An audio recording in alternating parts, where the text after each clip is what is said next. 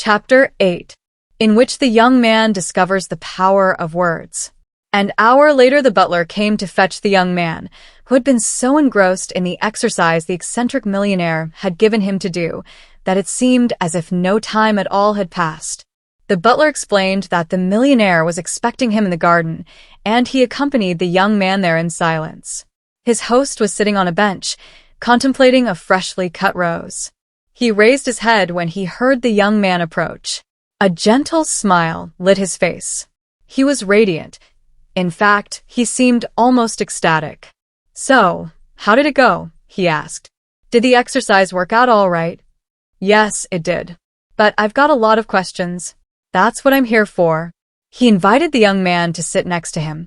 "What bothers me in particular," he told the old man, "is that I just can't see how I can become a millionaire in 6 years, even if I do write down this crazy sentence and meditate on it. How can I convince myself that I can become a millionaire? I don't even know which field I want to work in. And I still feel I'm pretty young to become a millionaire. Youth is no obstacle. Countless people became rich at a much younger age than yours. The major obstacle is not knowing the secret, or knowing it and not applying it. I feel ready to apply it. But the only trouble is that I don't think I can honestly convince myself that I can become a millionaire. There's basically only one way to do it. And it's the same method you use to persuade yourself that you can't become a millionaire even if you want to. During the next few days or few weeks at the most, you are going to develop the attitude of an instant millionaire. Naturally, it's going to take some time to undo everything you've built up over the years. The secret to developing this personality resides in words combined with images, which are the special way in which thoughts express themselves. Each thought you have tends to manifest itself in your life in one way or another. The stronger a person's character is, the more powerful his thoughts will be, and the more quickly they will tend to manifest, thus shaping the circumstances of his life. This undoubtedly inspired the early Greek philosopher Heraclitus to observe, character equals destiny. Desire is what best sustains your thoughts. The more passionate your desire is, the more quickly the thing you want will spring up in your life. The way to become rich is to desire it fervently. In every area of life, sincerity and fervor are necessary ingredients of success. "And yet, I sincerely wish to be rich," said the young man. "I've been doing everything possible for years now. But nothing's worked out. Ardent desire is necessary, but not enough. What you lack is faith. You must believe that you will become a millionaire. How can I get this faith? I've read a great many books on this subject, and what my own mentor taught me corresponds to the conclusions reached in them.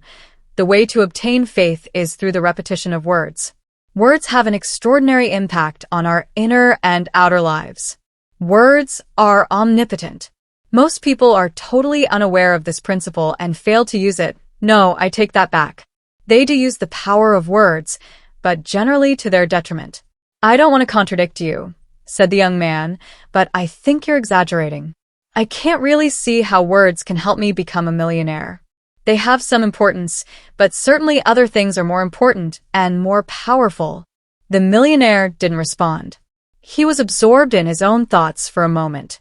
Then he said, "In the desk up in your room, I left a booklet that explains this theory in a very enlightening way. Go and find it. It's very short. Read it and come down again. We'll continue our discussion then." The young man went back to his room, closed the door, and searched for the booklet in the desk. There was no booklet, but he found a letter that was apparently addressed to him, even though it didn't have his name written on it. It was inscribed, "Letter to a Young Millionaire." He opened it. It contained a single word written in red ink, "Farewell." It was signed, "The Instant Millionaire." The young man's heart began to flutter, like a butterfly gone mad. At that moment, he heard a strange sound behind him. He turned around and saw a computer he had not previously noticed. He approached it and saw that a single sentence, repeated over and over again, filled the screen. "You have an hour left to live. You have an hour left to live. You have an hour left to live. You have an hour left to live." If this was a joke, it was certainly in bad taste. It had to be a joke, though. Why would the instant millionaire want him to die? The young man hadn't done anything to him. But everything was so strange in this place. Maybe the millionaire was a madman hiding his murderous tendencies behind a veneer of kind-heartedness. The young man was terribly confused. He was sure of one thing, however. Whether or not this was a joke, he wasn't going to take any risks. He was going to make his escape and forget about his check and the magical theories the millionaire had used to fuel his gullible imagination.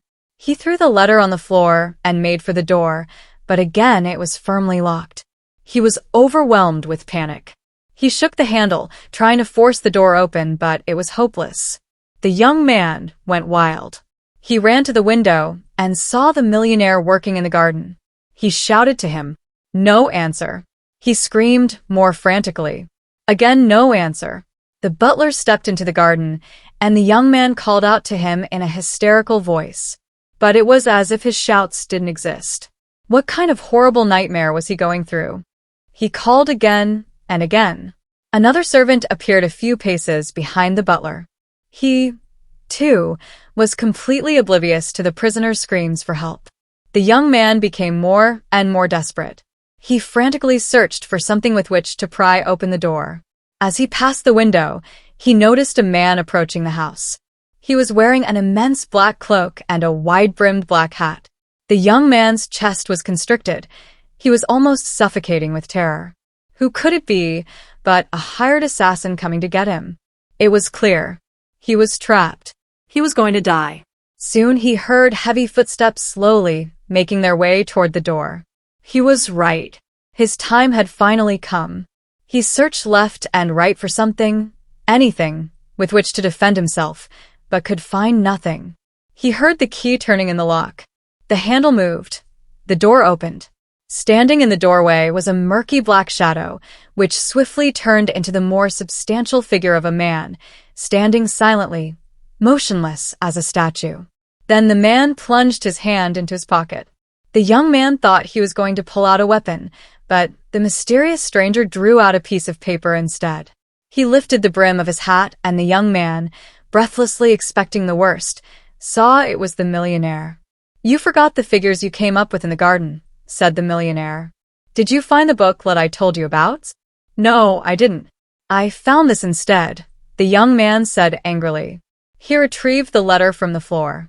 "What's the meaning of this grotesque scenario you just played out?" the young man said. "I could sue you, you know. But they're only words, a word scribbled on a piece of paper, a few words on a computer screen. Didn't you tell me that you didn't believe in the power of words? Look at the state you're in." The young man suddenly realized what the millionaire was talking about. "I just wanted to give you a quick lesson. Experience is a much better teacher than mere theory. Experience is life. Wasn't that Goethe's philosophy?